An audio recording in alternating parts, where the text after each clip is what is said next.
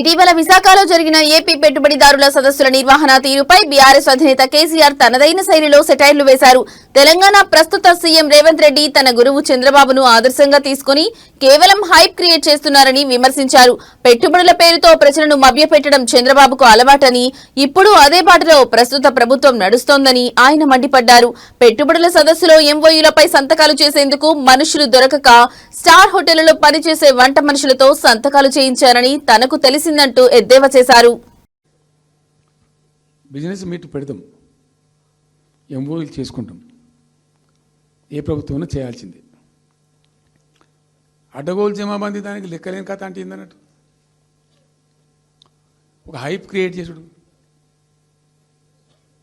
దీనికి ఆజుడు, దీనికి గురువు చంద్రబాబు నాయుడు. చంద్రబాబు నాయుడు చెప్పిన లెక్కల బిజినెస్ వచ్చేది ఉంటే, ఎంఓయూలు సక్సెస్ అయ్యేది ఉంటే ఆంధ్రప్రదేశ్లో ఈ పాటికి 20 లక్షల కోట్లు వచ్చి ఉండాలి.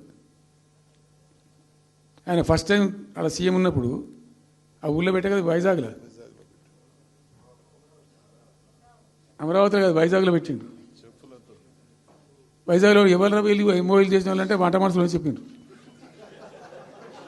ఆ స్టార్ హోటల్లో ఉండే బయట వంట మనుషులు, వాడు ఎవడ సప్లై చేసేటోళ్ళు, వాడు వచ్చి కూర్చోపోయి సంతకం